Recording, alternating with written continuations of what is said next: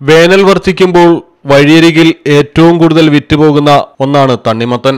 എന്നാൽ തണ്ണിമത്തന്റെ മാംസളഭാഗം ചുവപ്പിക്കാൻ erythrosine B എന്ന രാസപദാർത്ഥം കുത്തിവയ്ക്കുന്നതായി റിപ്പോർട്ടുകൾ. തണ്ണിമത്തന് കൂടുതൽ ചുവപ്പും രുചിയും കിട്ടാൻ എറിത്രോസിൻ ബി എന്ന രാസവസ്തു ഉപയോഗിക്കുന്നത് ശ്രദ്ധയിൽപ്പെട്ടിട്ടുണ്ടെന്ന് തിരുവനന്തപുരം ജില്ലാ മെഡിക്കൽ ഓഫീസർ ഡോക്ടർ എ സിറാബുദ്ദീൻ പറയുന്നു. ഇത് ക്യാൻസറിന് കാരണമാകുന്ന രാസവസ്തുവാണെന്നും അദ്ദേഹം മുന്നറിയിപ്പ് നൽകുന്നു.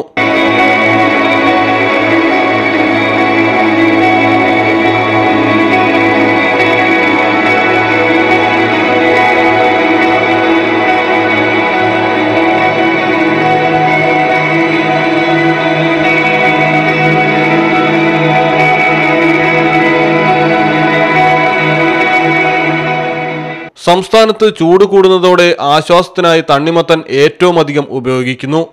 അന്യസംസ്ഥാനങ്ങളിൽ നിന്നുള്ള തണ്ണിമത്തന് കേരളത്തിൽ വൻ വിപണിയാണ്. വിലക്കുറവാണ് മറ്റൊരാകർഷണം. എന്നാൽ ഡോക്ടർ സി സുരേഷ് പിള്ള പറയുന്നത് ഈ വിധമാണ്. തണ്ണിമത്തനിൽ പൾപ്പിൽ 90% വെള്ളവും 6% ഷുഗറുമുണ്ട്. ഇതുകൂടാതെ ചെറിയ അളവിൽ vitamin A, B6, C, magnesium, potassium എന്നിവയും അടങ്ങിയിട്ടുണ്ട്. സാധാരണ വിളവെടുത്താൽ തണ്ണിമത്തൻ 10 ദിവസം വരെ കേടുകൂടാതെ ഇരിക്കും.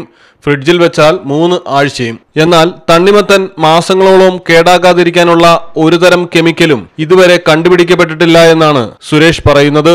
പ്രത്യേകിച്ച് ഒരു കെമിക്കൽ കുത്തിവെച്ചും മാസങ്ങളോളം തണ്ണിമത്തൻ കേടുകൂടാതെ വയ്ക്കാൻ പറ്റില്ല. അതുകൂടാതെ എന്തെങ്കിലും മുറിവോ ചതവോ ഉണ്ടായാൽ പെട്ടെന്ന് ചീഞ്ഞു പോകാനും സാധ്യതയുണ്ട്. തണ്ണിമത്തൻ വിളയാതെ പറിച്ച് പുറത്തുനിന്നും കുത്തിവെച്ച് കളർ മാറ്റാനുള്ള സാധ്യതയും കുറവാണ്. കാരണം കളർ കയറ്റിയാൽ അത് എല്ലായിടത്തും ഒരുപോലെ വ്യാപിക്കില്ല.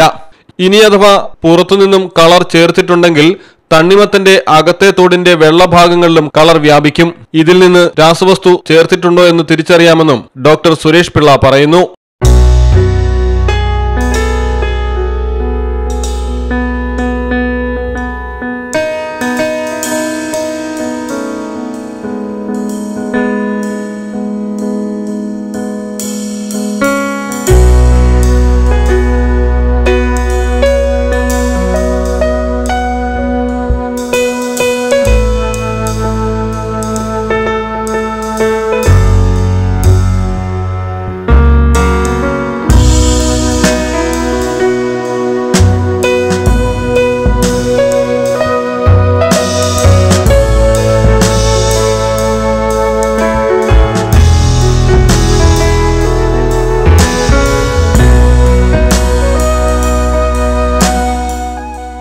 News desk Malayalam television.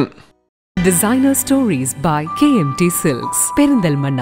ജനമനസ്സിനൊപ്പം ഒരു വസ്ത്രാലയം.